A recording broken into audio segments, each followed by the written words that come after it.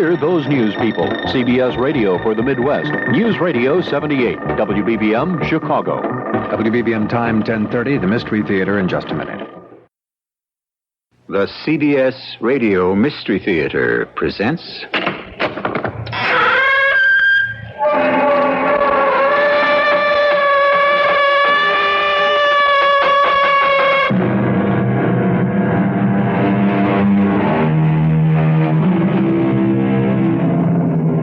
Come in. Welcome. I'm E.G. Marshall. I don't know about you, but to me, there is no story with a deeper fascination and compelling attraction than one about a haunted house. No matter how often the bells are rung, there is an infinite variety in the changes. The possible musical combinations in a scale of 8 notes are not infinite, but they are wide enough and complex enough to provide more variety than most of us will encounter in a lifetime. We were on our way back to America, but some way down the road, the bridge is out. Ah, 'tis a most annoying bridge, it is. One day there, and then the other nowhere. There must be some way so my daughter and I can continue south. Now, there is a strange thing entirely. Do you know that that's the only bridge that exists anymore? You mean we're trapped in this old ruin of a house or castle or whatever it is? As to that, it's up to your honor and herself. Who are you and what are you? Now, that's something else for you to judge.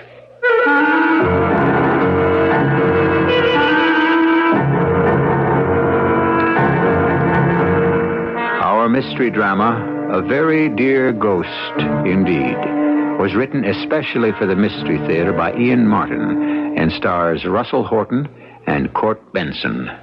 It is sponsored in part by Anheuser-Busch Incorporated, Brewers of Budweiser, and Contact, the 12-hour cold capsule.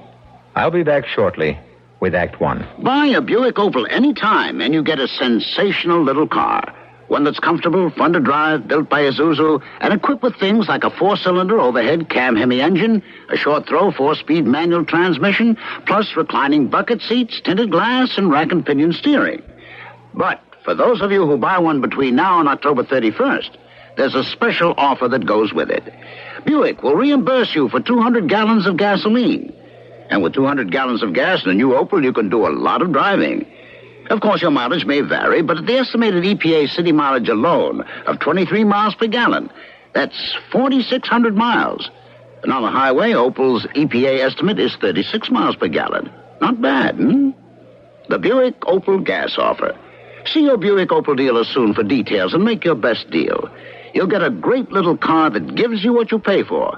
And 200 gallons of gas from Buick. In California, EPA estimates are lower. During fall and winter, lights-out time for the sun gets earlier and earlier. And that means lights-on time is earlier for you. So True Value hardware stores offer bright ideas on fall and winter lighting from General Electric. For example, the GE Watt Miser 35-watt cool white fluorescent lamp is just $1.83. It's designed to reduce your electric bill. At a 3-cent per hour rate, the Watt Miser saves you about $4.20 a year. True Value hardware stores also offer GE Grow and Show plant lights. They can supplement the shorter periods of natural light your plants get at this time of year. Prices start at just $2.40. Or get GE Soft White Plus bulbs with the exclusive power coil filament that's stronger than regular filaments. They last twice as long as standard soft white, so you don't have to replace them as often. Get these and other bright ideas from General Electric at participating True Value hardware stores. This is WBBM Chicago, News Radio 78. Now back to tonight's edition of the CBS Radio Mystery Theater titled A Very Dear Ghost Indeed.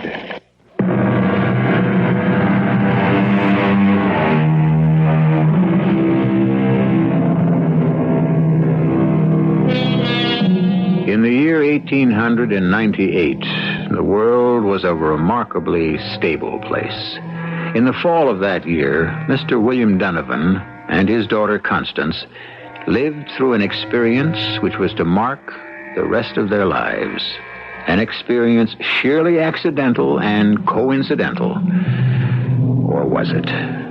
Well, it's Mr. Donovan's story, not mine, so let him tell it. In the autumn of that last year of the 19th century, business had brought me to Europe and the British Isles. Having traveled so far, and my only daughter being with me, a sudden fancy had taken me to visit the island of my forebears. So it was that Constance and I, having hired a small chaise in preference to taking the public stagecoach, first saw Carrickmoran from high in the mountains, on the way from Limerick to Cork. Oh, look, Papa. That lovely big old house sprawled in the clearing in the forest, halfway there down the mountain. Isn't it magnificent? With all its turrets and battlements and buttresses. Well, it may have been once, Constance, my dear. What's the matter, dear? Oh, nothing, Papa. I'm sorry. It just went out of sight. Good heavens, daughter, don't startle me like that. What? What went out of sight? The castle.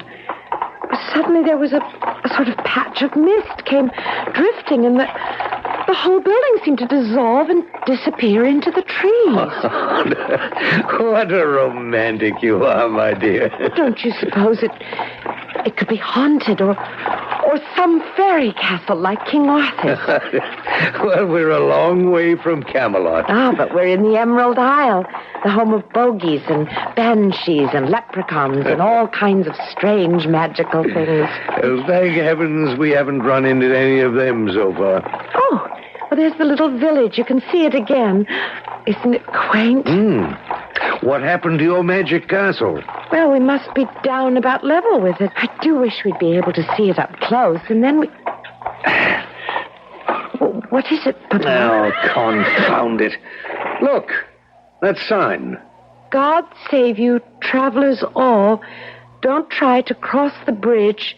'Tis dangerous for both man and beast. Oh, damnation. If we can't get across the gorge here, well, let's take this road, turning off to the right. Castle Carrickmoran, it says. So it really exists. What do you mean? Well, it must be that wonderful old building we saw from higher up in among the trees there. Well, I suppose we haven't much choice. It's the only other road. There must be a bridge of some sort there. Oh, Papa. Suppose there was no place else, and we had to spend the night in that lovely old ruin. Now, don't be ridiculous, Constance. We're on the doorstep of the 20th century. Even in this out-of-the-way place, there are some forms of communication. Well, I'm sure you'll handle it, Papa. You're always so resourceful. Oh, but it's all terribly romantic and exciting. I have the strangest feeling we're somehow lost in a whole world of yesterday.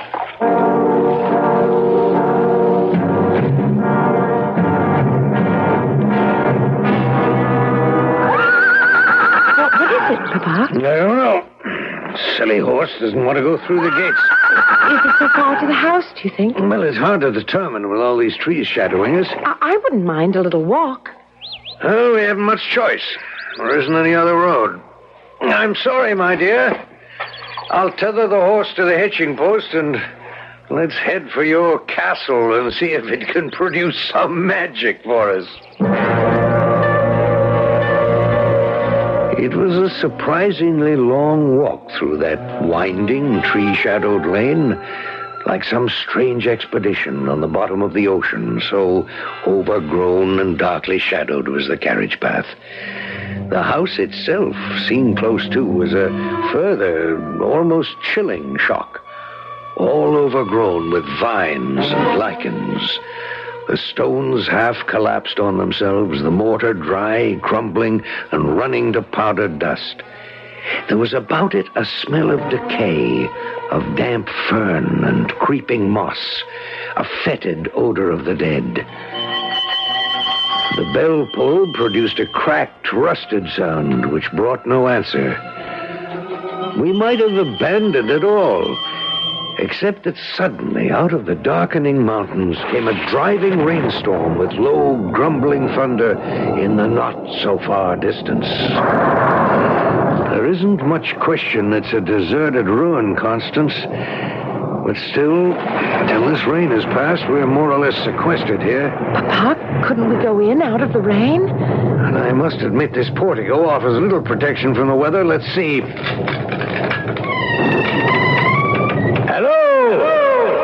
Hello, anyone home?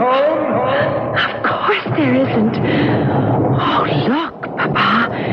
The cobwebs hanging in the hall and the dust on the floor is undisturbed. Yes. Well, I doubt if we'll find much help here for our plight.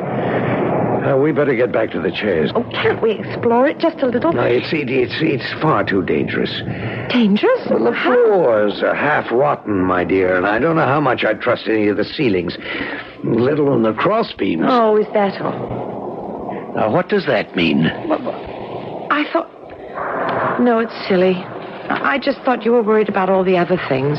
What other things? Well, the things I can't put into words that I feel sort of swirling around me. Voices from the past, calling, trying to reach me. Voices from the past? Why should they want to speak to you? I don't know. Ooh, it's a creepy sort of feeling. Somehow we're meant to be here. There's something about this place that we ought to know. What on earth is there here that we have business with or ought to know? Well, maybe now it's myself could answer that for you. At the strange, crackled young old voice, we both of us looked up in sudden shock. Halfway up the great curving oaken staircase, in a window niche, darkened by the storm outside, sat a small, hook-shouldered man in a dress of bygone days. He was all in green, save for his square, buckled black shoes, and he wore a truncated, conical hat with a wide brim that shadowed his face. Now, suddenly, using a little walking stick to support himself, he hopped down and came to us, saying, Is there some way now I could be of service? Well, my daughter and myself were on our way to Cork. Some way down the road, the bridge is out. 'Tis a most annoying bridge there, so it is. The one day there, the other nowhere. Yes, but there must be some other somewhere so we can continue south. Do you know that is the only bridge exists anymore? You mean we're trapped? We ought to go back to the main route and back over all those mountains, or we wait till the bridge on the main route is repaired? Well, now, as to that, it's up to your honor and herself. If you was to ask me... Well, let's put it that I'm asking you. Well, then, I would trust the folk hereabout that the bridge would get put back to itself before the posterior of the day, as you might say. And in the meanwhile, what would you suggest? Why, as to that, is up to your honor. With an hour or two to while away, you might be interested in a bit of the history of Carrick-Moran. To make a lean purse a little fatter, it could make interesting listening. Could we... forgive me, Papa. Could I see your purse? Sure. Little fear I have of showing what has of smart interest. There it is, then, for all it's worth. A shilling. So it is. All that's there. But if I took it from you, it would make no difference. Another one would take its place. Sure and all, you'd have me with one shoe in my hand is all, and busy remaking it at the same time. What are you two talking about? I think your daughter, if she be so, takes me, perhaps, for a leprechaun. And what are you? Just would I seem, God save you then, a man minding his own business till you stumbled in my privacy. Oh, forgive us. Sure, McCushla, though it came unasked, I'm not one bit ungrateful for the invasion, do you see? You're not one to go out in that. With the weather what it is, maybe you'd like to perhaps hear the legend of Carrick-Moran? Oh, yes. You have my daughter completely under your spell, Mr. I don't believe we've exchanged names or cards. There's no need for formalities here. We're all children of the fates. 'Twas all ordained, eh? So, hear my story now. Indulge an older man. What would you guess my years to be then, sir? Well, it's hard to say. The 50s? Middle, perhaps? Oh, yeah. A long span of years beyond that. And a long span still to go. I've a way of thinking you were led to this door. And that what I have to tell you may affect the rest of your lives.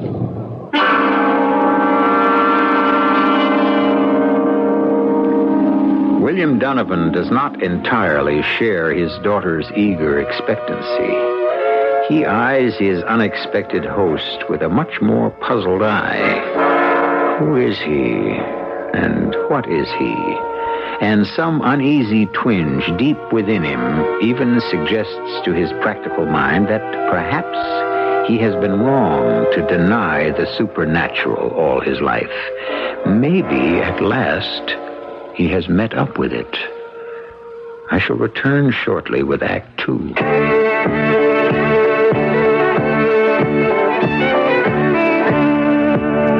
When you say bud, you said a lot of things nobody else can say.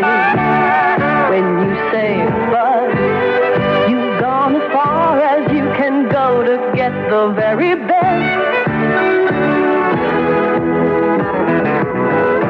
When you say bud, you tell the world you know what makes it all the way. When you say bud, you say you care enough to only want the king of fears. There is no other one. There's only something left, because the king of fears is leading all the rest. When you say bud, rise up. You said it all. Anheuser-Busch, headquarters, St. Louis, Missouri. Come clean with Magicist.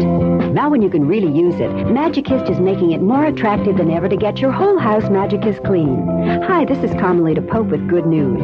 With any order for cleaning or when you buy a Magicist rug, you'll receive a 16-ounce bottle of Sparkle Glass Cleaner and Sprayer at no additional cost. Call Magicist for pickup and delivery of your rugs and draperies, or save 20% by bringing them into Magicist and get your Sparkle and Sprayer. Have Magicist come to your home or office to clean your carpeting or furniture and get your Sparkle and Sprayer. Call Magicist for pickup or delivery or more information. Chicago phones 378-8600. Suburbs see your phone book. Master Charge and Bank Americard welcome. Come clean with Magicist and get your bottle of Sparkle Glass Cleaner and Sprayer at no additional cost. And remember, Magicist sells rugs too. Come clean with Magicist and get your whole house Magicist clean.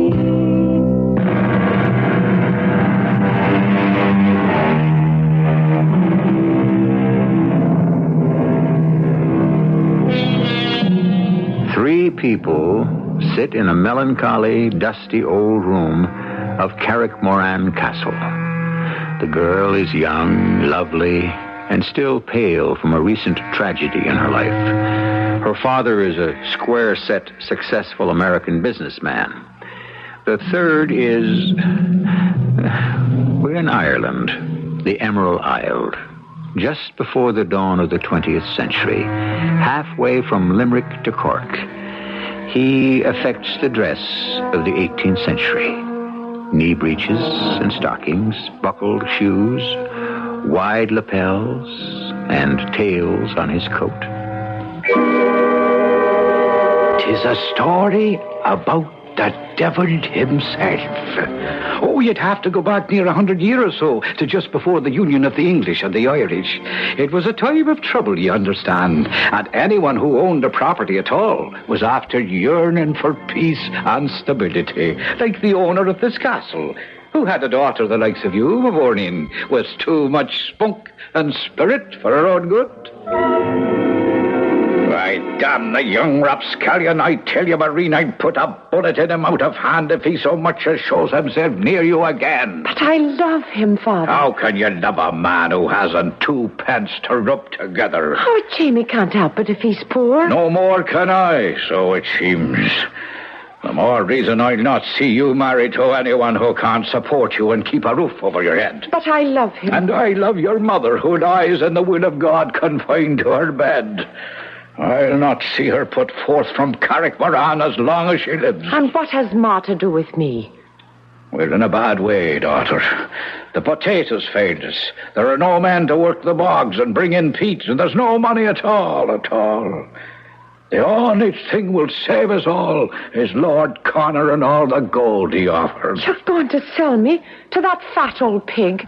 I won't marry him. You'll do as you're told. 'Tis for your own sake and your mother's. Oh, you should be ashamed, Da. Well, 'tis done and will not be changed, and it's Lord Connor you'll marry, or the devil himself will have us all. Ah, it's you he should take and save the rest of us.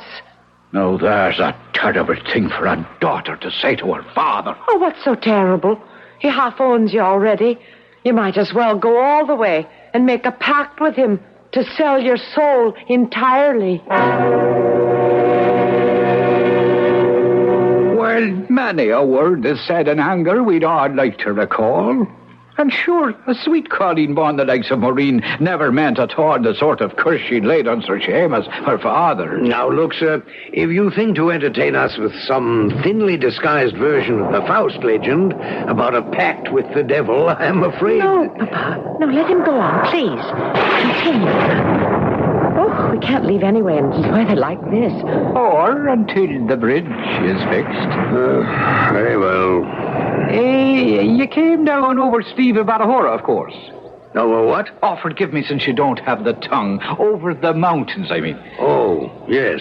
Then, on the way, you'd have passed where Moreauwood used to be? Well, I wouldn't know. Ah, well, 'tis no matter, perhaps. But it was there that Padraig Duneen and Maureen used to meet among the blackthorn and the rowan, with a carpet of buttercups and daisies spread at their feet, and the song of lapwings and robins all around. Oh, Maureen, Acushla. Oh, Paddy, beloved. My own. What is it then? Tears? Why? Oh, because I'm not your own. I can't ever be. My dad has promised me to Lord Connor. Well, that fat old toad, I'd as soon see it tied to some old boar hog that wallows in the mud. Oh, don't blame Dad too much. He's about to lose Carrickmoran unless he can find enough money to save it. And he'd sell you for that? Oh, my mother is sick, Paddy. Sick to the heart. He has to protect her, too. He should have thought of that before he gambled away a fortune. Oh, Lord, if I only had some money. But how? How? I'd sell my soul to the devil just to raise it. That won't be necessary, Padraig Duneen.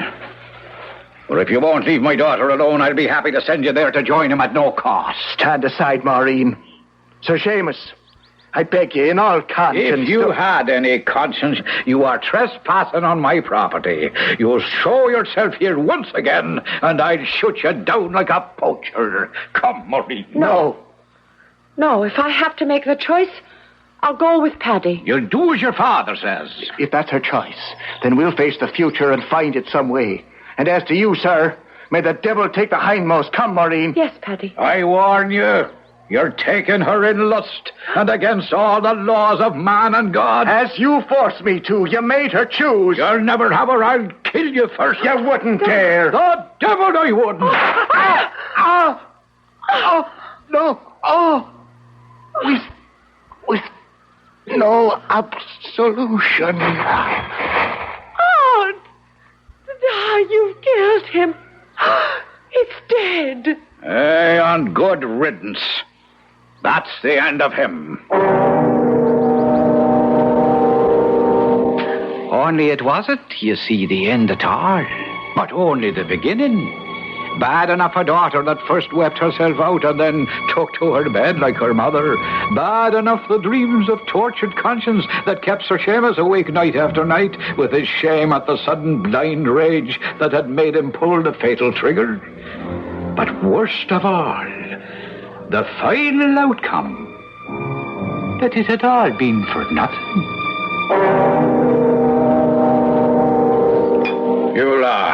you'll have another round of port, Lord Connor.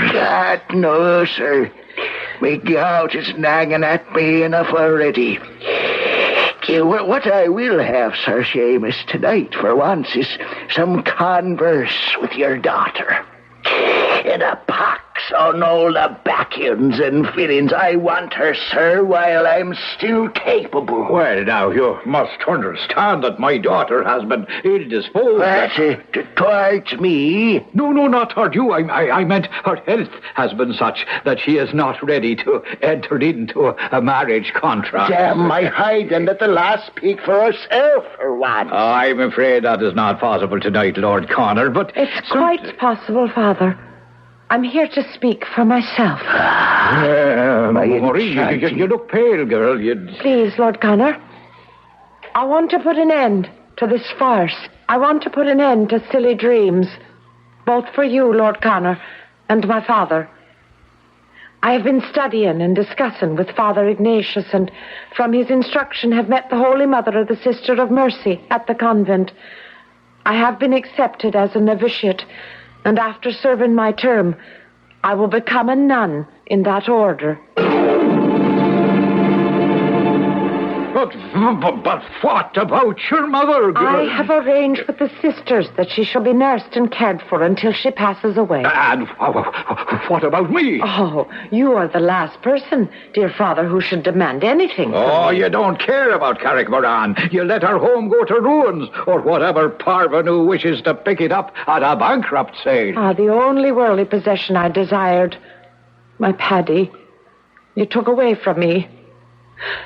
I renounce everything else gladly and give myself to the service of God. I am not gonna mince words, Seamus Moran. You tricked me, and your daughter traduced me, and by heaven, you shall suffer the consequences. Don't expect me to have any mercy. Unless your debts are paid in full, to the hilt, I shall foreclose. Your lordship, if you could give me just a little time. Not a minute, not a second, sir. I shall be happy to crush you like an ant under my heel. Oh, Seamus was beset. His world was falling apart around him. He wrapped himself in his riding cloak and going down to the stables picked himself Ben, his favourite hunting horse, and galloped off into the early night. By twilight, he had tethered his horse and found himself in Moraw Woods, wandering on foot, a rope in his hands. Every step he took was as long as 3, and as dark came down and the moon went riding, he was looking for a stout oak tree on whose branches he could suddenly end it all. And then, standing facing him in a dapper glade, was the shape, if not the substance, of Padraig Dunne. A fortunate meeting, Sir Seamus. Oh. Since you're long dead and buried an ill one, I'm afraid, Padraig. What brings you back seeking for me? Why, I would have thought it the other way. That perhaps you came seeking me. Since you can be nothing else but a spectre, sure, you must know that I was not looking for you. Are you so sure? As of anything in my life, which I was about to take. And consign your immortal soul to the devil forever, as you did mine. I had nothing to do with your soul. I only saved my daughter from your mortal self. By putting a bullet in me at the moment, as you yourself said, of lust. By dispatching me from this world without the comfort of extreme unction, clothed in all my sins, unshriven. The devil only claims his own. As he would if you were to take the rope. I warn you, you would regret it. I don't even wish you, my worst enemy, the eternal torment you wished on me. I had no wish to place such a punishment on you. I regret it, but what can I do? Now, there's an interesting point. Since you yourself are doomed in any case, you could put off the awful moment and at the same time do the Christian act of saving me and let letting me go to eternal rest. It would be well worth your while. Oh, what do I care about you? You're only a shadow in my mind. A little more than that. Your conscience.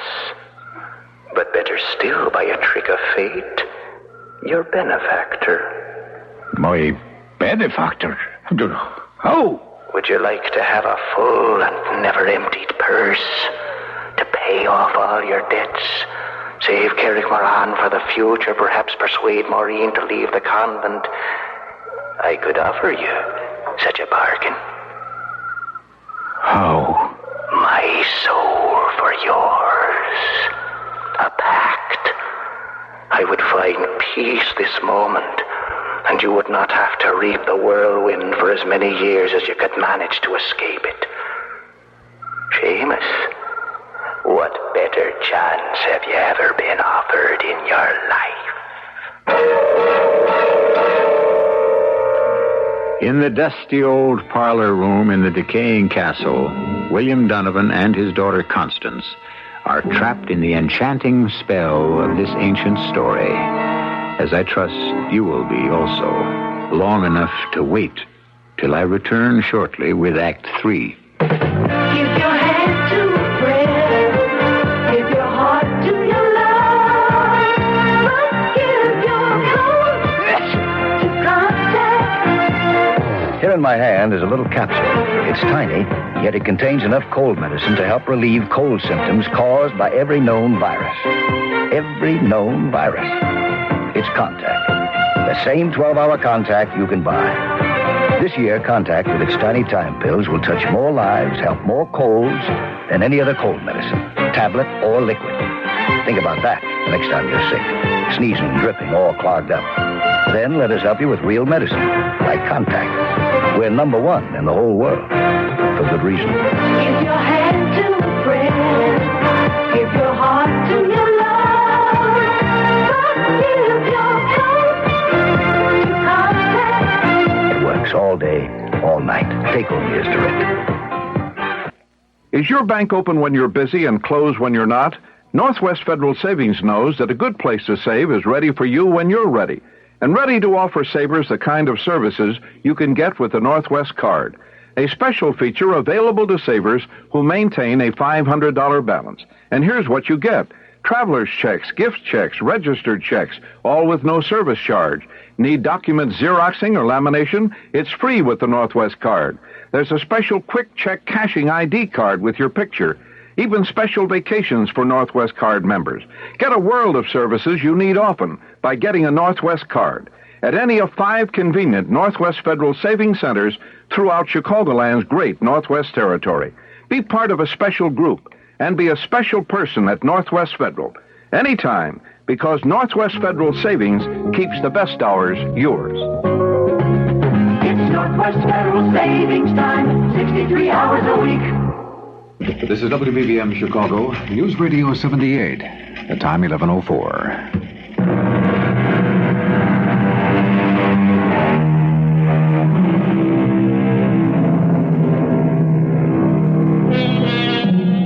The rain has stopped outside the lichened walls of Castle Carrickmoran, and the evening sunlight glistens in the cobwebs that festoon downward from the ceiling, creating a magic background for the little green man with a hooked back, who leans on the silver head of his ivory-tipped cane as he spins his own web, an alluring and hypnotic skein that has enmeshed his American listeners.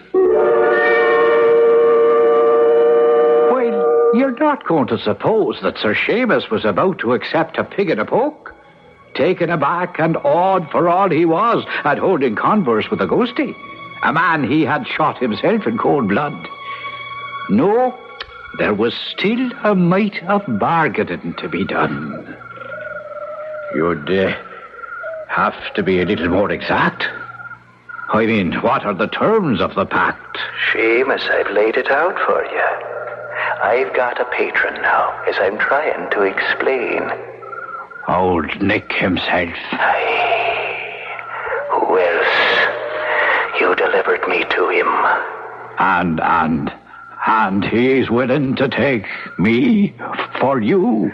When you're ready, a better chance than I had, sure. Oh, what does it mean when I'm ready? We'll make a compact fair and square. I'm authorized to act in my present master's behalf. You can make your own terms. A full purse that's never empty? Like the leprechaun who always has a shilling whenever he opens it. I'd want a bag of gold on the same terms. You'd have it. And how long would I have it? How long would you ask for? No, there's the whole trouble, do you see? I'm willing and allowed to make any reasonable bargain. Even to giving you a trial run, as you might say, from now to the 1st of March. What is that? A bag of gold coins. Oh, you know what they say about the devil's gold, that with the morning light it turns into pebbles, chips, and nutshells? It won't happen with this. How can I be sure? I am only a messenger, but I am empowered to say this. Take this money. Use it. It will multiply. Cards, rents, dice, however you use it. But mark this well, Seamus. By the end of next February, it'll vanish unless you meet me here again. Or my master. I can say no more. Wait, Paddy boy, wait. There are still things to be said.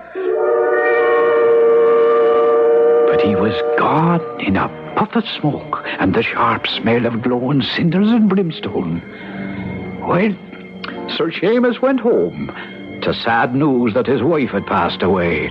Oh, he would have been hard put to it to manage the funeral, except that his daughter arranged it all through the convent. And never a word he dared to say to her about Padraig and the devil's gold.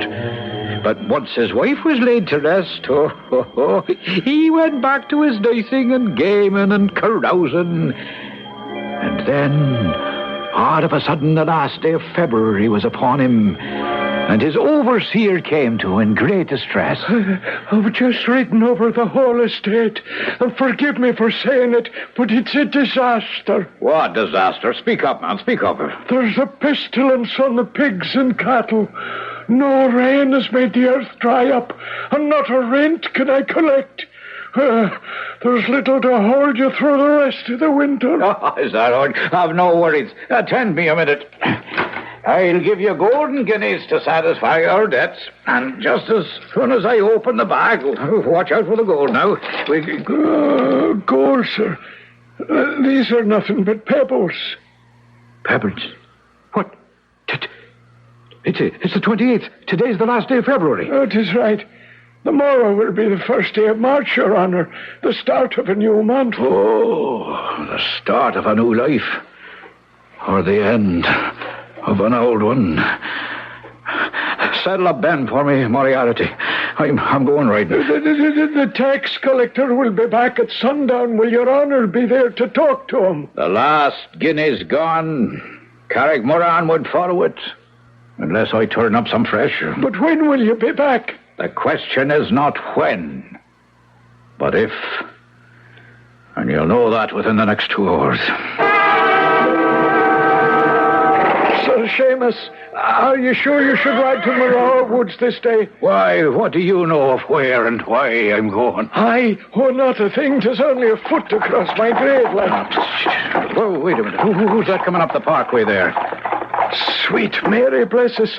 It looks like the little mistress herself, with a nun driving the shay. Maureen come from the convent? Today of all days? Hold Ben here while I talk to her alone. What? Maureen Nakushla, what brings you here? Hello, Da. Sister Aloysia had to go marketing, and the Mother Superior gave me permission to visit a little with you on the way back. Oh, well, there, no, it's good to see you. Da. Oh, you look pale, though. Da, I had a vision last night when I was telling my beads.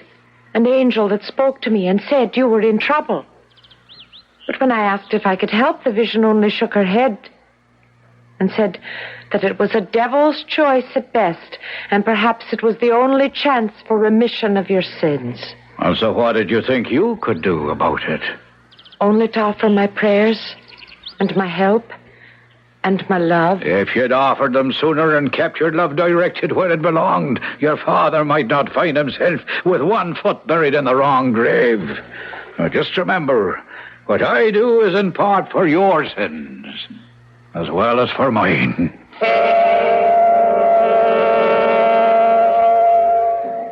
Padraig! Padraig Duneen, are you here at all? I'm here, Seamus. Save us, do you have to sneak up on a man like that? I was here, only you didn't see me. Padraig, I'm having second thoughts. Oh, now I wouldn't do that. There'd be the devil to pay for both of us then. Seamus, you have nothing to lose, for he'll get you in the end. But I have everything to gain, for I never should have been his slave. In the name of your daughter, take advantage of a pact you couldn't hope for otherwise. What terms? What terms? That the bargain dates for 7 years, until March the 1st of that year. That you shall have all the pleasures and the glory of the world, and unlimited money to enjoy them. And when the lease is out? That is between you and the principal I represent. Mary, protect me. I'm out of hell.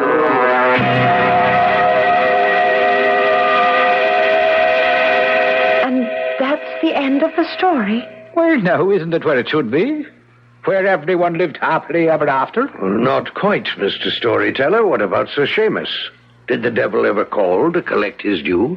There is an interesting aspect of the whole thing. But sure, I've taken enough of your time, and something tells me the bridge will be fixed by now, and you can be on your way.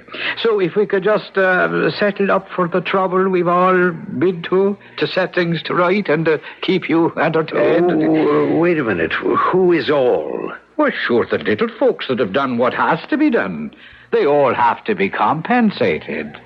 Oh, yes, they all like to see a little of the colour of gold. Otherwise, who knows, the repairs might take an awful length of time there, and no one else to do it. How much? I was thinking in the neighbourhood of 100 guineas. 100 guineas? Well, that's a fortune. To an Irishman, perhaps, but a mere bagatelle to an American or rich cousins. Oh, just a moment, Papa. What, Constance? I'm not leaving until I have the rest of the story. Now, what happened to Sir Seamus when the 7 years were up? Do you know now, that is an interesting tale. And why not let you have the rest of it, eh? For 6 years after that second visit to the woods, Sir Seamus prospered. Oh, he took to his old ways, and never a dice table or a card game or a horse race that he wasn't about. But then, as the 7th year began and dragged on and on, the fear of death gradually had him by the throat. The priest would have naught to do with him, and finally he had no recourse but his daughter, Sister Cecilia now in the order. And on a certain day, he was allowed to see her and to tell her the whole story and throw himself on her mercy. I can pray for you, but that will not be enough. Well, what else would you ask? There are just 9 months left before your time comes due. Perhaps that in itself is a signal. The cycle of life, reborn. You must renounce all worldly things. Fast and pray, as I will for you. And perhaps God in his infinite mercy will find a way to intercede. And so he did for all those long months. Till on that last day, February the 28th, his daughter, Sister Cecilia, the Maureen that was, received permission from the Mother Superior to sit with him the whole day and to fast and pray against the arrival of that dread hour. Oh, hung, a sad sight the once ruddy and stout Sir Seamus was, nothing but skin on bone and white as a haddock's belly. But the hour of midnight passed, and glory be to God, the fiend dared put in no appearance. And 'twas time for his daughter to leave. You've been saved, Thanks to you, daughter. No, thanks to your own fasting and prayer. I must leave you now. But I caution one thing. What's that, Maureen? I've sprinkled holy water all about the edges of the house and a little bit of the garden back where you can walk. But something warns me. Never step outside, for you may not be safe. And so saying, she returned to her convent retreat. And Sir Seamus? Well, no, that wasn't all so simple. For, there was a little mistake there, do you see? It happened to be leap year. So there was a whole day to go till the 1st of March, and the contract was due. So what happened? Say, he just stayed on here at Carrickmoran and is still alive this day to tell the tale that he waits for passing travellers sitting up there in his little window niche and ready to recite his story so he can still live inside the magic circle of the house. And that when time for questions arise that are too many, he just... Where did he go? I'm damned if I know. It just disappeared, like a puff of smoke. Papa, you don't suppose that he is Sir Seamus and that... Oh, don't be ridiculous, darling. He'd have to be nearly 300 years old. What is it, Papa? Do you know, if you keep me here any longer, I might begin to believe such nonsense. This damned enchanted isle.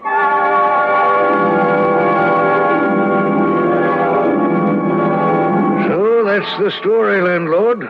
What do you make of it? No more nor less than I do every time I hear it. What do you mean, every time you hear it? Bless you, Miss Donovan, you'll not be the first that's come over the sleeve of Ballahora and found that bridge closed. You mean that little man, whoever he was, is just a common bandit? Extorting money from unwary travelers? Well, now, as to that, I wouldn't know how to answer. I've never seen him myself, nor anyone I know still living in these parts. You mean he doesn't exist? I didn't say that. Well, it cost me 100 guineas. 'Tis better than losing your immortal soul. Well, you'll excuse me. I think I want it in the kitchen. Constance, I think we've been had. Oh, Papa. Oh, we can afford it. And whether or not we spend an afternoon with the dead, it's something we'll both have to talk about for the rest of our lives.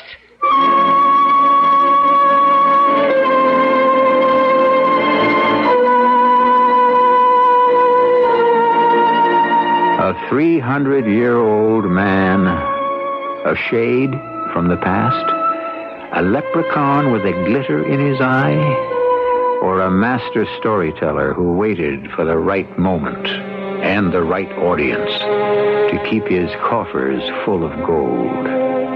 What difference? William Donovan and his daughter will never know. Or for that matter, you and I. I'll be back shortly.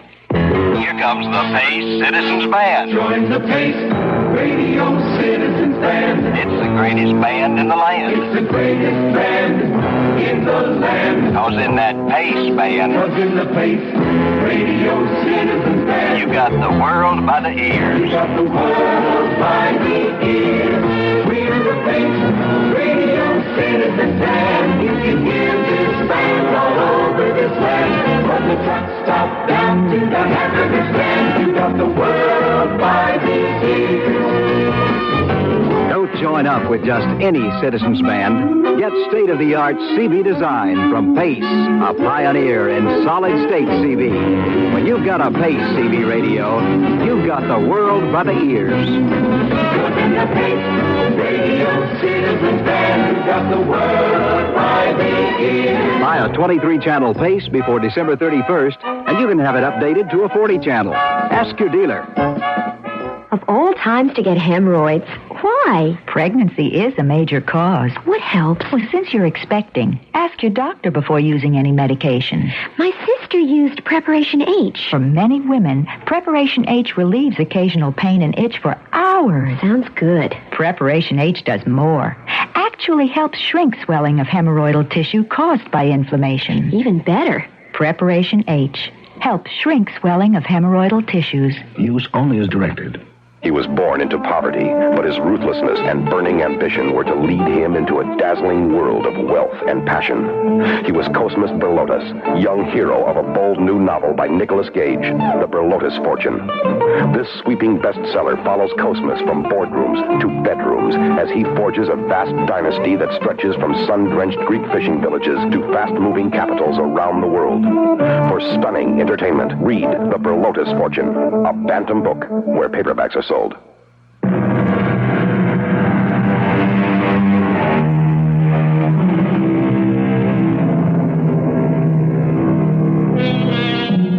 It's interesting that the title most think best suits Era, or Erin, or Ireland, is the Emerald Isle. Of course, it refers to the incredible green of the grass that grows there. But the cognomen was first applied in a poem written by a Dr. Drennan in the 18th century. It seems fitting to close today's tale with a quote from it. "Nor one feeling of vengeance presume to defile the cause or the men of the Emerald Isle." Our cast included Russell Horton, Patricia Elliott, Court Benson, Ian Martin, and Earl Hammond. The entire production was under the direction of Hyman Brown. Radio Mystery Theater was sponsored in part by Buick Motor Division. This is E.G. Marshall inviting you to return to our Mystery Theater for another adventure in the macabre. Until next time...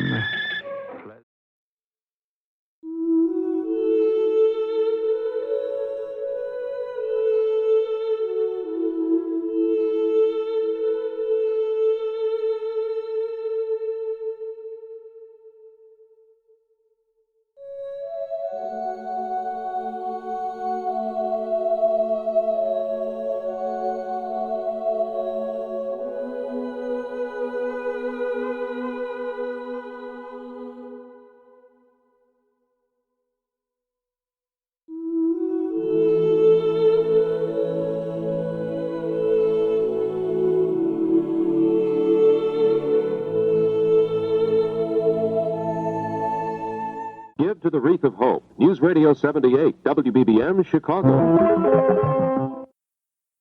The CBS Radio Mystery Theater presents...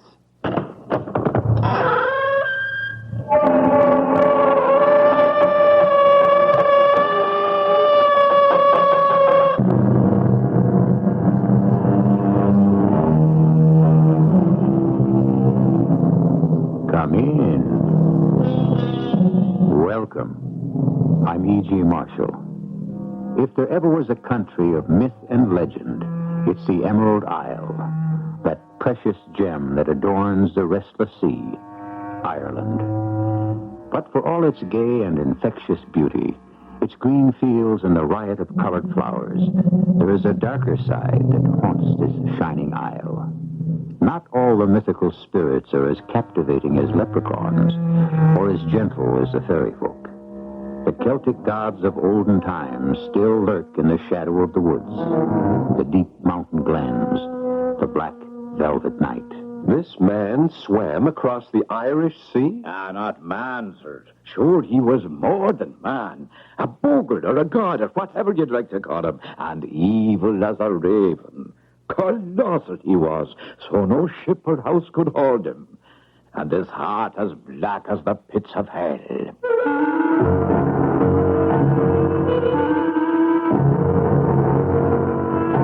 Our mystery drama, The Witching Well, was written especially for the Mystery Theater by Ian Martin and stars Paul Hecht and Carol Teitel. It is sponsored in part by Buick Motor Division and Sign-Off, the sinus medicines. I'll be back shortly with Act One. The 1978 Buicks, cars designed to make a whole lot of sense. A little science. But along with all the innovation and logic, there's all the comfort and luxury you've always loved about Buicks. A little magic. From the Skyhawk and the amazing new Century and Regal. A little science. Right up through the trim, live, full-size Buicks. A little magic. The new Buicks. What you want and what you need. A little science. A little magic. A little science. I want that sinus medicine. Headache tablet? No, it relieves headache and congestion, internal sinus pressure, and postnasal drip. And it has added strength. You mean added strength sign-off. Exactly. Added strength sign-off tablets give you pure aspirin plus 50% more sinus drainer. To help sinus pain while you drain. Right. And more sinus dryer for postnasal drip. Added strength sign-off. The sinus medicine in the bright red box. Take when needed, only as directed. SINEOFF. Sign-off.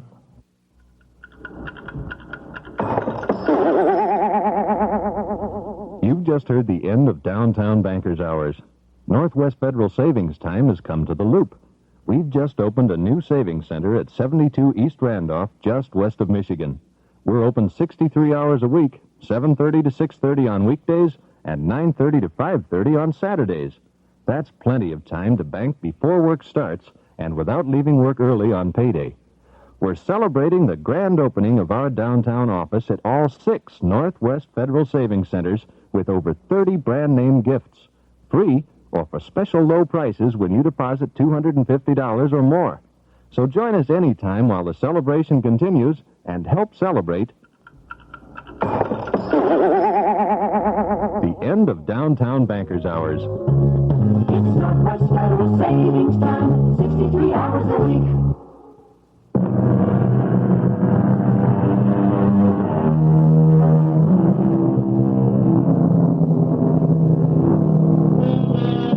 One of the basic pagan worships in any land is the adoration of water. From the beginning of man, the well has been a shrine, a symbol of life to be propitiated by sacrifice and prayer. If not the well itself, the gods or devils or guardians of its sacred content. So now let us join Patrick Kinsella of Boston, 4th-generation Irish, as he starts unwittingly on a trip which will take him back to his family roots and beyond them to a brooding, misty, foreboding past, a past where timeless spirits stir and live again. Thank the Lord you're not your father's son. And what does that mean? I meant only that you take after your mother's side of the family. Oh, my mother. I hope not. I remind you that you're talking about my daughter. I'm sorry, Uncle F. I didn't mean to hurt you. It's just that Mother was so cold and withdrawn and, well, I don't know, bitter. Yeah, whatever she was, your father made her that way. With his womanizing and his extravagance and his drinking. That's not true. He was only driven to that because... God, in the name of heaven, would you leave him alone to lie dead in peace? And Mother, too. Yeah. I'm glad you have some regard for her. I do, Uncle, I do. It's just that somehow we were never close, like you and Michael. And Lord knows he loved you. The one unselfish passion he ever had, I suppose. Well, does that complete the formalities concerning Father's will? Oh, no, just one more thing. This. Oh, what is it? An envelope, obviously sealed. About its contents, I know nothing. Oh, is it all right to open it? It's addressed to you. Well, why are you hesitating? I don't know. Hunch. Just a feeling. What sort of feeling? Well, that maybe this should die with him, that it's something better left alone. You know me, Uncle. Oh, yes. You were a strange and wonderful little boy, I have to remember. When I was younger and a little more full of sap and vigor, I used to call you the changeling. I wouldn't have been a bit surprised to find your ears growing into points. You seem to be aware of so much beyond us stiff-necked old Yankees. Yeah. I remember you used to kid me about leading you to the pot of gold at the end of the rainbow. That's why I'd like to have you in the bank now. I still think you could lead us all to it. Just the way I thought your father could once. Let's not get back into that, Uncle. Let's just open this mysterious envelope. Well? It's just something he wants me to do. Is it a secret? Oh, no. Well, he doesn't say. Sort of, I suppose. Well, not between us. Well, let me read it to you. Dear son, among all the things in our relationship which has made it the best of my life was the fact we never questioned each other but accepted us on faith. So I ask a final act of faith with no questions asked. Please continue to issue a banker's check for $800 every month as indicated to the following address, Box 13, Branwell, County Meath, Ireland. That is all? Yep. No name? No name. What for? No indication. Or how long he's been paying? Nope. And how much? $800 a month. That's nearly $10,000 a year. Mm-hmm. You're not going to keep paying that out. Oh, yes, Uncle F, I am. It was my father's wish. I'm living up to it. There's only one thing I'm not living up to. And that is? I'm not going to do it without a reason, which means I can answer an earlier question of yours. I know what I am going to do with myself. I'm going to make a trip to Ireland. I'd like to know just who's picking up that check from Box 13, GPO, Branwell, County Meath.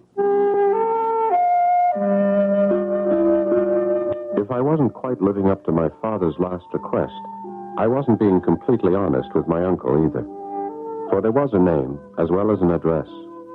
Boann Connaught. So on the next plane, I left for Ireland and Branwell, wherever that turned out to be.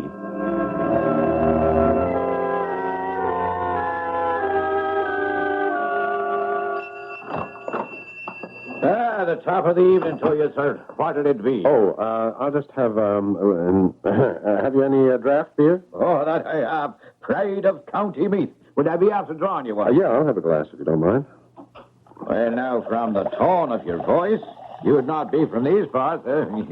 America, is it? That's right, but I am of Irish descent. Well, there's your draft, sir. Oh, thank you. And what brings you to Drumcarry? Drumcarry? I thought this was Branwell. Ah, well, so it is in a manner of speaking. Or was, you see. Been all of 18 years since we used the old name. The old name? That's right, sir. Up till January 15th, 1922, then it got changed. A lot of things changed once we became the Irish Free State. You mean this town has been called Drumcarry since 1922? That's how it'd be, all right. But if letters were posted to Branwell, they'd still be delivered. Oh, naturally. Even after all these years? Well, now, Lord bless you, sir. I've been postmaster here the last 25, so I can assure you any letter sent here would find its way to its proper destination, whether it was to Branwell or Drumcarry. I see. Why did you change the name? Oh, I don't know. Superstition, maybe. Not a very pleasant name, after all. Oh, seems pleasant enough to me. Why, that's because you wouldn't know Irish history, or local history, for that matter. One reason or another, it's been a real curse, that old well. Well? What old well? Well, the one the town got its name from. Brand's Well, do you see, to begin with. Yes, there actually is a well. Oh, yes, Well, that is, there was. Been capped up ever since, long enough ago. No need for it once the water supply was brought in. Folks weren't using it anyway, what with its history. But what happened to the well? Did it go bad? From bad to worse. Though 'twas never any good in the first place, to my mind. Not after, as they say, Bran took it for his living place. Who was Bran? Oh, you never heard of him, weren't sure? It is not surprising, since he was Sassenach, and you being of Irish descent. Sassenach? A British man, British. He belonged to them, and we never asked any part of him. But they chased him out of Wales. And it was an ill wind ever blew him west to swim the Irish Sea and up the Boyne, till he found our subterranean caves under the mountains there. This man swam across the Irish Sea? Not man, sir. Sure, he was more than man. A bogle or a god or whatever you'd like to call him, and evil as a hoodie crow or a raven. Colossal he was, so no ship or house could hold him, and his heart black as the pits of hell. My grandfather himself told me that the well was brackish enough already in his time. And to be sure, I always thought it tasted like bog water myself. But no matter. They finally had to cap it after there was one too many. One too many what? Ah, well, sure. Why should I be bothering you with local gossip and old wives' tales? Have another brew on the house. Oh, that's very kind of you, sir. Well, it's getting late. I have to find some lodgings. Do you also have an inn here? No, I'm afraid not. How long would you want to be staying? Well, I'm a writer, and I wanted to get some background and local color. Could you suggest somewhere I might find a room? No, I might just be able to do that, for I see someone coming down the road would be just the answer. Who? Boan Connaught. Boan Connaught? Where is he? He? Well, sure, what is the matter with you at all? Boan is a lady's name. And there she is herself, if you look out the window, on her way here, bless her heart. Ah, sure, it's the lonely, brave soul she is, and a hard, long life she lives, taken in boarders to make ends meet. Hey, come out now. We'll meet her by the stoop.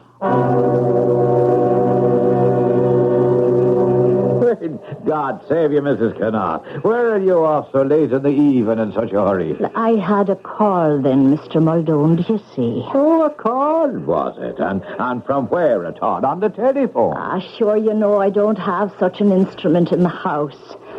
From the voices. No, there, 'tis a mite early for the little folks to be about yet. Stop your nonsense, Sean Muldoon. I don't hold with frippery the like of that. I have my own voices, and they serve me well.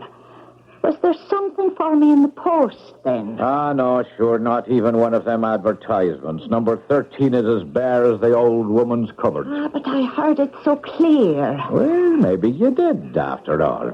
For he is a gentleman, a writer and all, is looking for lodging for a while. And 'twas in my mind that you might want to take him in.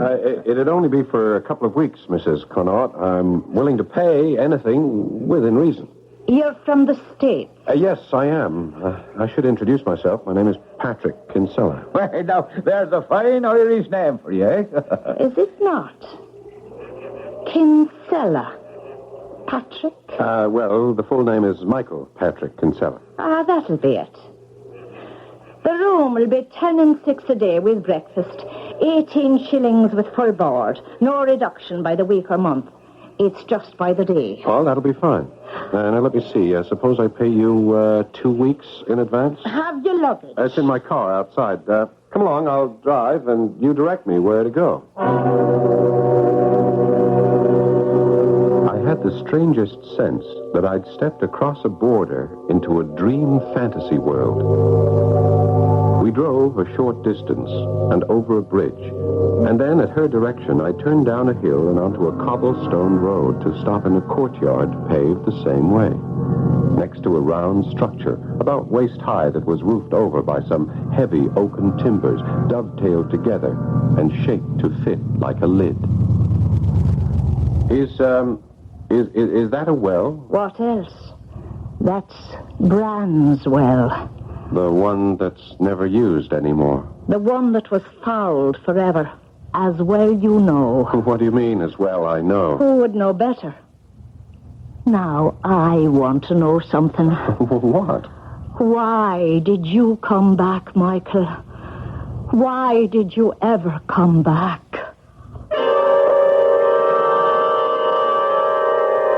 For the moment, Pat Kinsella can only stare, open-mouthed, at the tiny woman who is suddenly all blazing eyes, burning with accusation. He realizes, of course, that he is being mistaken for his father. It isn't the first time people have noted the resemblance. But what fascinates and repels him is a secret that seems about to be revealed. A secret he is not sure he wants to know. I shall return shortly with Act 2. True Value hardware stores offer 2 Christmas gift ideas somebody can really appreciate on a cold winter night. Hi, Pat Summerall to tell you they offer Northern electric blankets to help someone sleep in warm comfort all through the cold winter. Northern electric blankets come in twin size, full size, or even full size with dual controls in your choice of blue or gold. True Value hardware stores also offer the Panasonic stereo component system. It's a complete stereo system that includes a built-in AM and FM stereo radio, an automatic record changer with dust cover, a cassette recorder player, plus 2 speakers. Everything you need to enjoy an evening of home entertainment on a cold winter night or any other time. The complete Panasonic Entertainment Center will give you years of listening pleasure. This Christmas, give a gift someone can really appreciate on a cold winter night. Get the Panasonic Stereo Entertainment Center and Northern Electric blankets from participating True Value hardware stores. True Value, more than just a name, it's their way of doing business. The name is Beverly. No, this Beverly is not a girl. It's a factory-approved auto tune-up shop established 20 years ago. Beverly Auto Tune-Up Service in Oak Lawn, Illinois at 4545 West 91st Street, 2 blocks east of Cicero Avenue. The phone is 636-0808. When your car isn't running right and needs a tune-up, you don't have to go through the inconvenience of taking it someplace, leaving it all day, being without it and picking it up. It can be done in 45 minutes while you wait. Call Beverly 636-0808. Make a definite appointment for a specific time. When you arrive, the team at Beverly begins working on your car immediately, positively no waiting. You can watch the work being done and ask questions if you like. 45 minutes later, your car is finished. Modern equipment and genuine factory parts are used. Hours are 7:30 a.m. to 4 p.m. Stop in and look it over, and remember, Beverly is open Saturday. When you buy a car, pick one with neatness for good serviceability. Why not put Beverly's name and number in your little black book? Beverly Auto Tune-Up Service, 4545 West 91st Street, Oak Lawn, Illinois. Call 636-0808. That's 636-0808.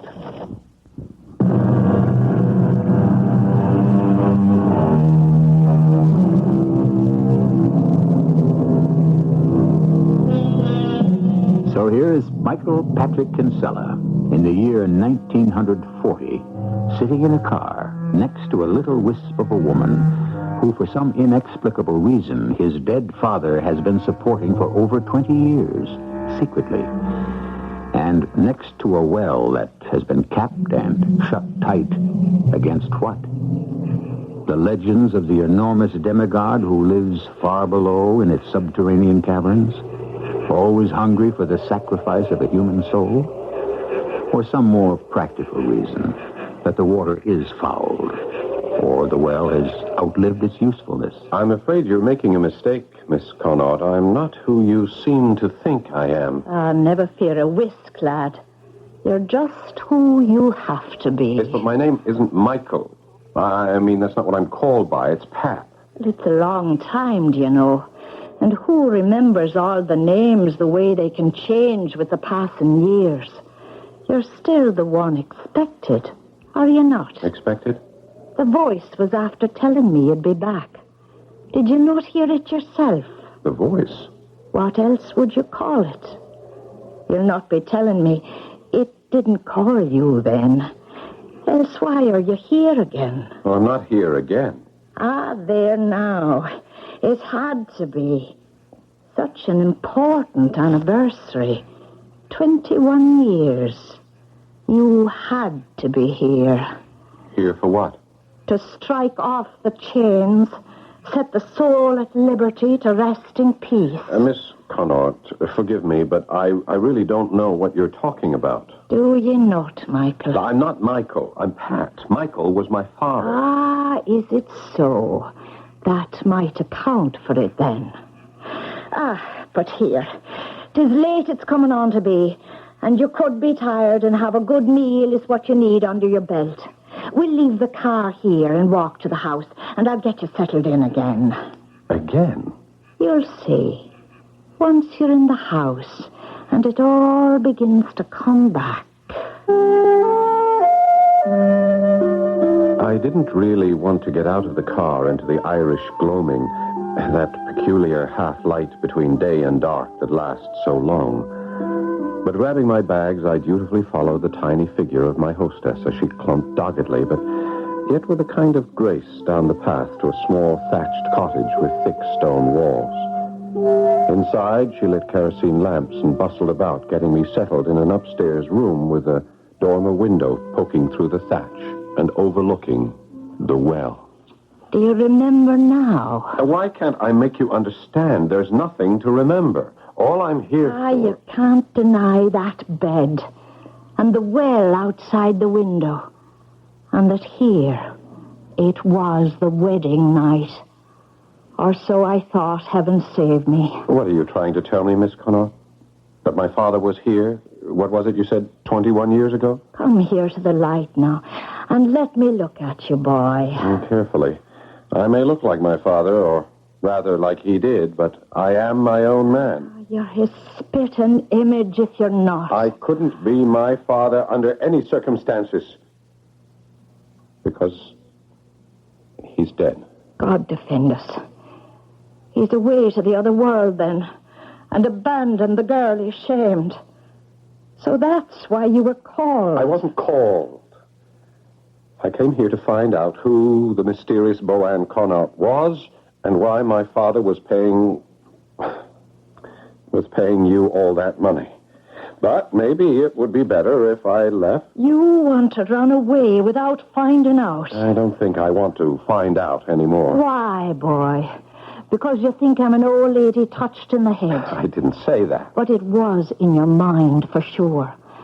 Because these old eyes are dim, and I thought I saw himself raised up from the past and come to make us whole. You see now that I'm the son and not the father. More's the pity, for now indeed we're lost. And there's no more waiting this side of the curtain. 'Tis all too late, and the shame must burn itself into eternity. My life is done. Miss Connaught, let me be honest. If my father deserted you or walked out on you sometime in the past, I'm sorry. But it looks at least as if he's tried to pay his debt. Walked out on me? Sweet Mary, look down on us. 'Twas not me he walked out on. 'Twas... There now. It's the storm. It's been threatening all day. What I had to say will have to wait. Why? With the wind away to the northwest, the rain oft blows down the chimney. I'll have to set the damper down. And there are windows to be closed. I'll call you when I'm ready. This would have been my moment to pick up my heels and run. My last chance. But I had waited too long.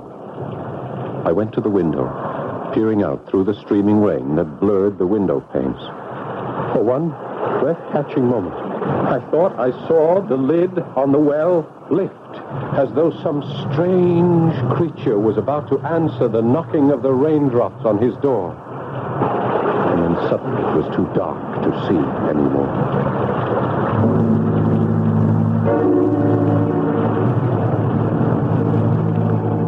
By the middle of dinner, the rain was gone. And by the end of it, Miss Connaught was too. I had tried to question her, but she refused to talk until I'd eaten. And now she seemed to have disappeared into thin air. Suddenly, I wasn't mystified anymore, or apprehensive or afflicted by any form of ESP. I was just plain angry, and I wanted out. I packed my bags, slung them in the car, headed out of the cobblestoned yard and along the road to the bridge. But that's as far as I was going. It was awash, a foot under the swiftly flowing river. All right, just a minute, I'll roll it down. Were you looking for me? No, Miss Connaught, frankly, I was taking a powder. Of what? I thought you had run out on me, so I decided to run out too. You'll not run very far this night. The bridge is underwater, and the river isn't even crested yet. If we get more rain tonight, we're in for flood. You'll not get across very soon, boyo. All right, then. Climb in. I'll take you back to the house. Looks like we're fated to open some graves.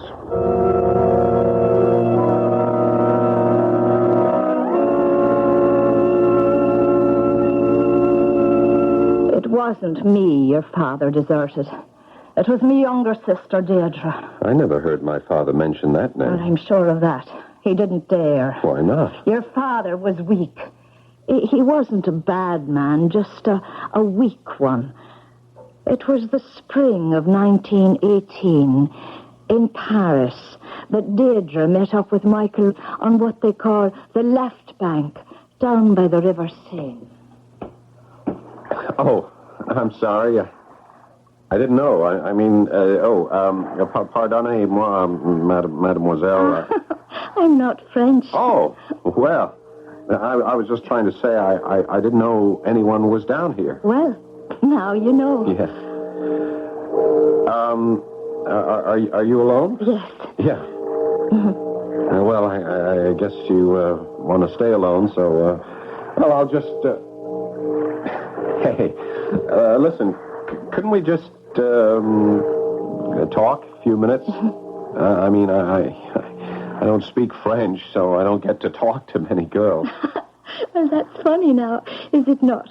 Here I speak English, but I don't get to do much talking in a social way with the English soldiers. Oh, no, I'm not English. I'm American. Ah, so I hear. And you are not English. You're Irish.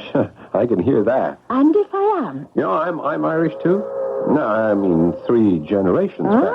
Are you now? And where do you live in the States? Boston. There's almost as many of us there as there are in Dublin. Ah, is that a fact? And you're here to save us all and to be a soldier boy? I'm here to help beat the Kaiser and save my skin if I can. I'm not much for war. Ah, nor me. That's why I'm down here now, looking at the river tonight, trying to forget. Another one. A special one who died tonight. Your fiancé? No. Boyfriend? No. Any more than they're all that. The poor hurt darlings. No, I'm a nurse, you see. Oh, well, not a real nurse, not an RN, just a helper. Like me. My name is Michael Kinsella. Well, how do you do? I'm Deirdre Connaught. Hello, Deirdre. Hello, Michael. I never called a girl by her first name that fast before. Nor me a boy. You're a fast worker, Michael Kinsella. Only because I've never really been in love before. What? At first sight. Don't you feel any way the same? It's ashamed I should be to admit it. But the trouble is, I do. That's the way they met. And for the most of that year, they were seldom separated. It was just sheer luck that Michael was assigned to the quartermaster's staff in Paris and never saw any action. The war was just a sort of holiday to him until the day he was assigned to return home, and he had to face the truth at last. But you can't just leave me behind. Not now. Not the way I am. It's all right, darling. I've gotten a leave. I'm going to see you home. Home? As far as London, anyway. Well, the way it is, I have to go there on business, so the hotel reservation has been made. We can try to work it all out then.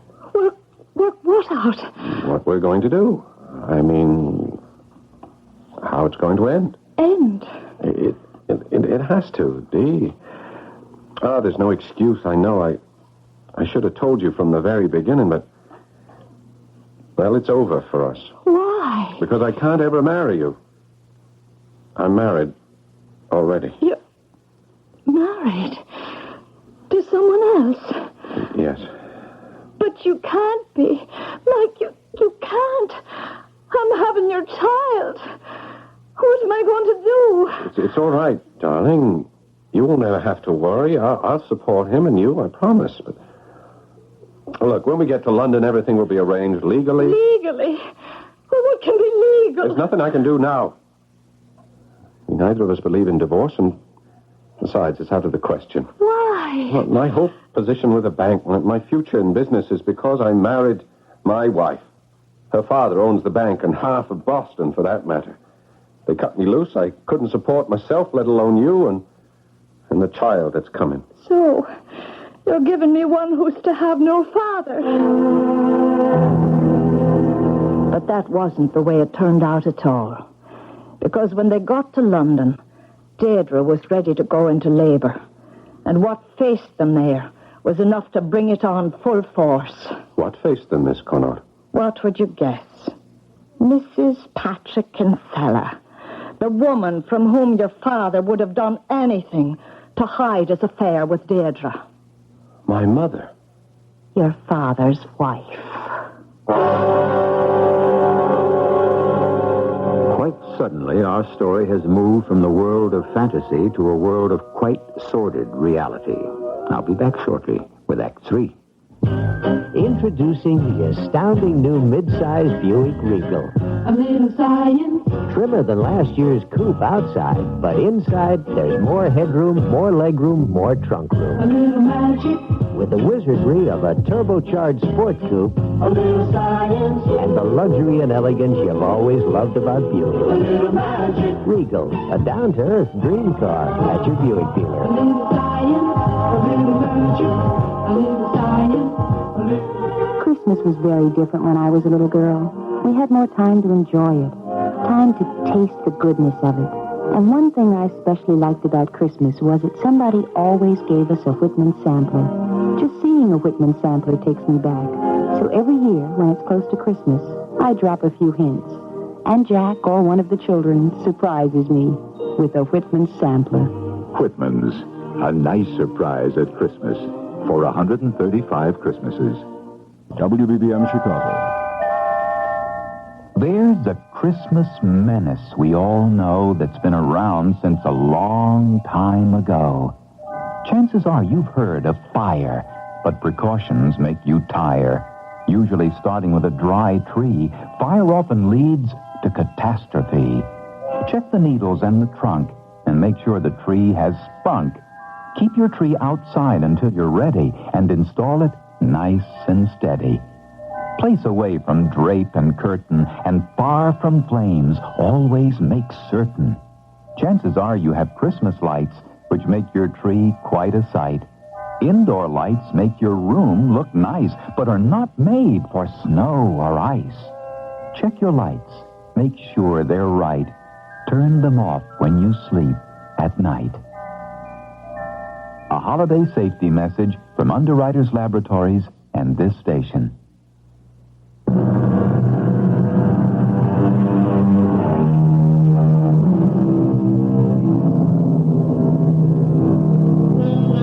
I'll leave all of you to imagine what happened in the scene when Michael Kinsella and Deidre Connaught, already 7 months pregnant, unexpectedly had to face Michael's wife. There was no longer any chance for subterfuge. Everything was out in the open.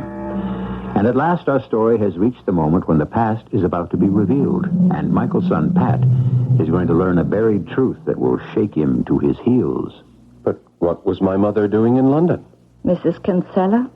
Well, sure she knew the hotel had been engaged in London for business. And didn't her father offer her the trip across the ocean to greet her husband that much earlier? But didn't my father know she was coming? I suppose Mrs. Kinsella thought to give him a happy surprise. Oh, 'twas a surprise, no doubt of that. But far from a happy one. To begin with, that is. What do you mean, to begin with? Well, first off, it was a terrible shock for Deirdre. And the baby was born out of its time. Dead? Oh, no. Before his time, but alive and kicking and screaming and ready to hang on to life. There was no easy way, do you see, out of it all. Or so it seemed.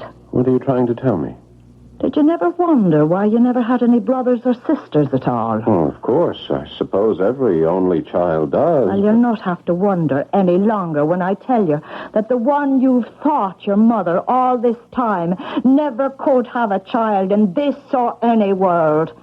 And, well, she and your father knew it before they were ever married. You mean that I am that baby? What chance had a child born outside the church for a life here in Ireland? Against the future for him in America, oh, not to mention the miracle it was for a barren woman to be given the gift of motherhood. But no one ever guessed. Why should they? The one you thought your mother had said farewell to her husband only 7 months before. She'd been waiting a month in London, and it was weeks before she left to sail over. You were born early, and it was easy to bring the time into joint with all the red tape of mustering out your father in England instead of America, and the holiday they pretended to take in Europe after. By the time the three of you got back to America, there was no one to question. It was her having a baby that had delayed their return. Except you. And my real mother.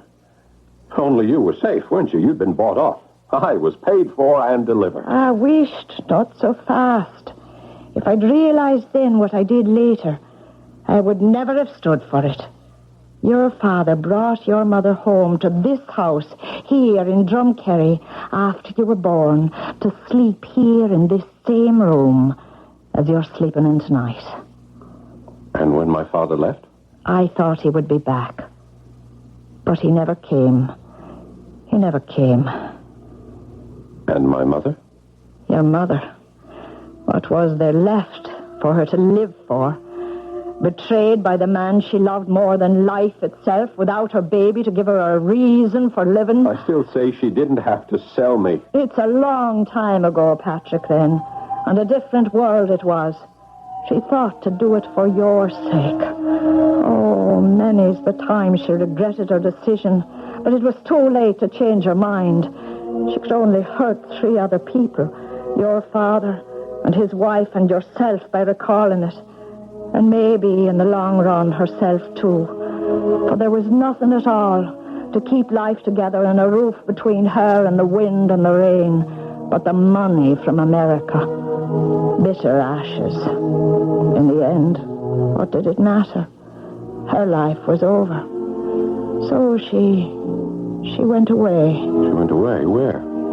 They do say that Bran lives in the caverns beneath the old well out there. And every generation he claims a life in sacrifice. Come on, Miss Conrad. Don't give me old country superstitions. Answer me. The well is fed by the River Boyne through caverns that wander deep in the earth through solid rock. She was not the first to step into Bran's well and drop into eternity. And that's how my mother died? It's how she tried to die. Now what are you saying? You are of the faith, are you not? Yes, Yes. And what hope of salvation would a woman twice damned have? A child out of wedlock? Only your father's coming back and setting that straight might have saved her. He couldn't do that. I mean, even if he hadn't been, as you said, weak, his own religion... She knew that. So, lost already, she was ready to commit the other mortal sin and take her own life. Now she knows no rest.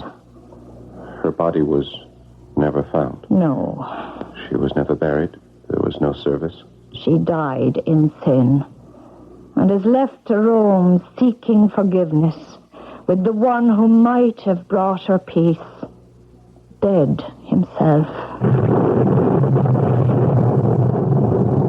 Well, there it is now. And the storm looks to be coming back. Oh, I am so tired. And you must be too. Let's away to bed and find some rest, if we can.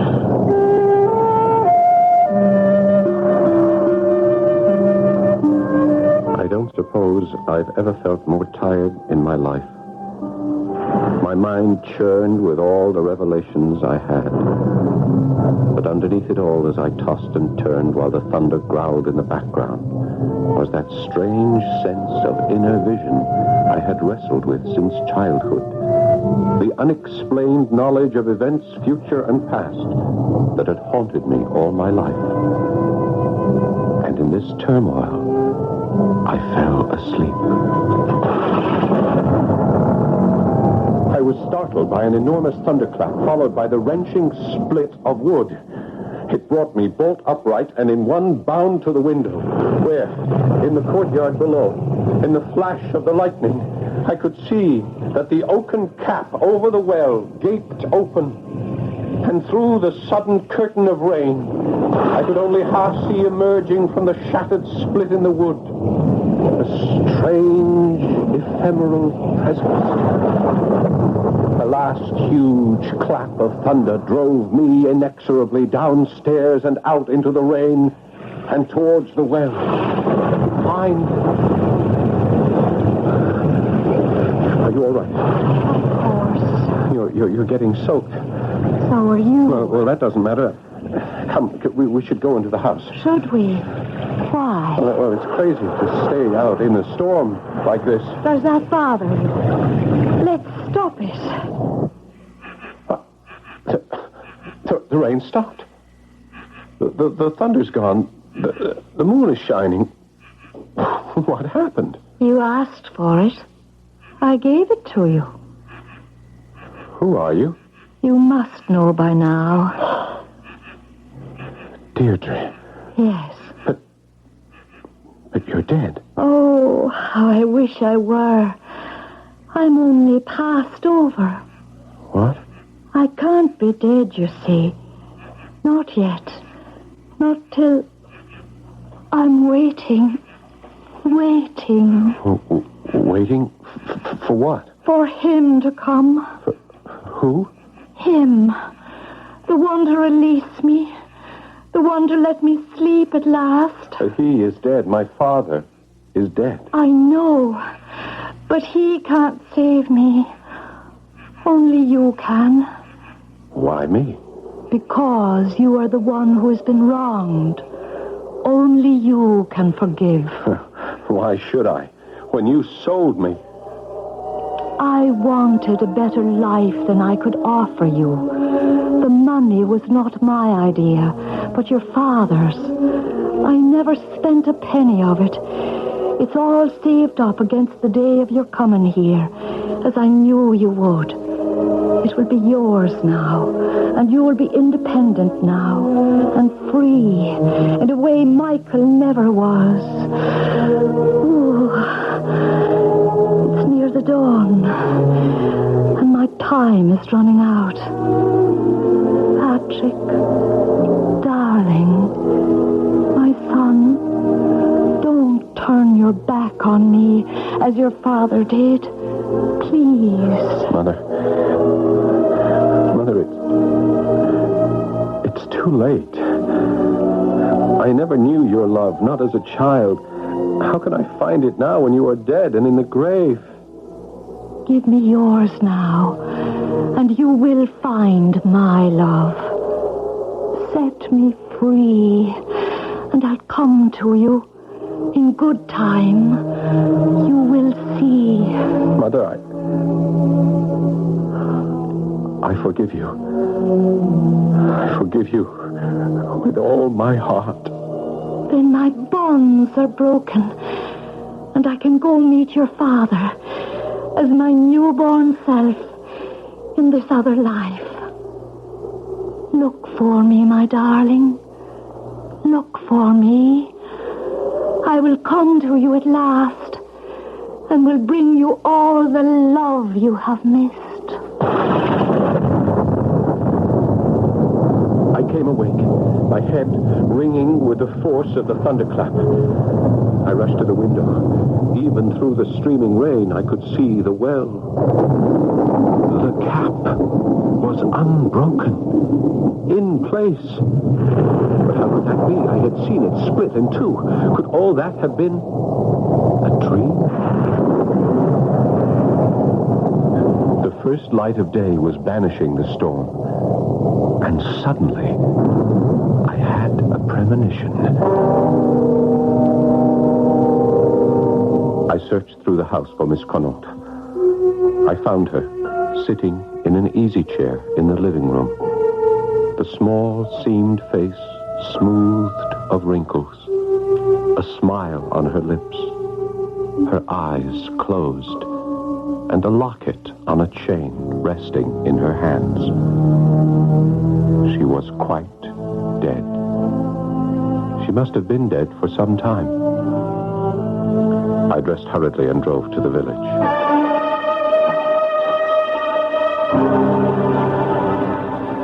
So poor little Boan Connaught is gone at last. Ah, well, 'tis a blessing. Little she had to live for and all without a man ever. Mr. Muldoon, the well, Miss Connaught had that cap, didn't she? Ah, no, indeed, that was the town. There were too many young colleens over the years stepping off its copehead. And the last one was just too much. Miss Connaught's sister, Deirdre? Sister? Boan Deirdre Connaught? Sure, she never had a sister in this life. Single she was, and half the boys in the county after her till she came back from Paris, France in the First War. And never another man would she give the time of day to from that time till now. Now that she's in her grave. So there it was. I suppose I should have guessed it all along. That sad little lady was Deirdre Connaught, the mother I never knew. And all that love unspent between us. But somehow I'm not sad. I open the locket, and there's a picture there of her as she must have been when she was young. Tousled red hair and sea-green eyes, dancing with impish merriment. And I know that somewhere in the future she is to come to me again. And this time we will live out our years together. I'm as sure of it as I am of my own name.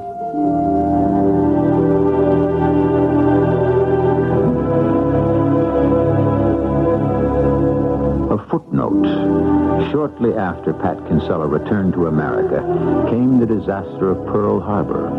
He enlisted immediately and fought with distinction through all of World War II. In the summer of 1945, after VE Day, his first night in Paris, he went to the left bank of the Seine, retracing his father's footsteps down the steps to the wharf. Did he know in some mystic way that he would find there the young nurse whom he would marry? They are still living happily ever afterwards. I'll be back shortly. Once in a while you find someone who knows what to do. And that's someone you can talk to. Once in a while you find someone who cares about you. Someone you can talk to. For life and health insurance that puts your individual needs first, talk to your life underwriter. Get advice, personal service, and that special expertise in making the future secure. Your life underwriter, only a phone call away. We all need someone to talk to once in a while. Someone to tell our dreams to help make those dreams come true. Your life underwriter wants to see you smile. That certain special someone you ought to talk to once in a while. A message from the National Association of Life Underwriters.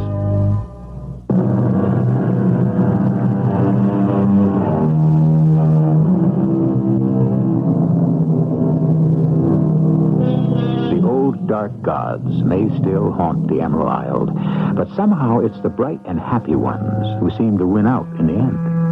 So, for all her travail, her sorrows, and her harried history, let's remember Ireland with the face she always manages to turn to the world. The one with a smile. Our cast included Paul Hecht, Carol Teitel, and Ian Martin. The entire production was under the direction of Hyman Brown. And now, a preview of our next tale.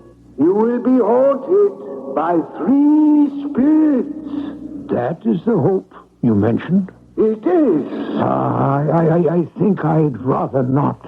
Without their visits, you have no hope but to shun the path I tread. Expect the first tomorrow, when the bell tolls 1. But couldn't I take them all at once and have it over? Expect the second on the next night at the same hour. The third, when the last stroke of 12 has ceased to vibrate on your mantle clock. And for your own sake, remember what has passed between us. Passed between us. Jacob, do not leave me yet. Radio Mystery Theater was sponsored in part by True Value Hardware Stores. This is E.G. Marshall inviting you to return to our Mystery Theater for another adventure in the macabre. Until next time, pleasant dreams.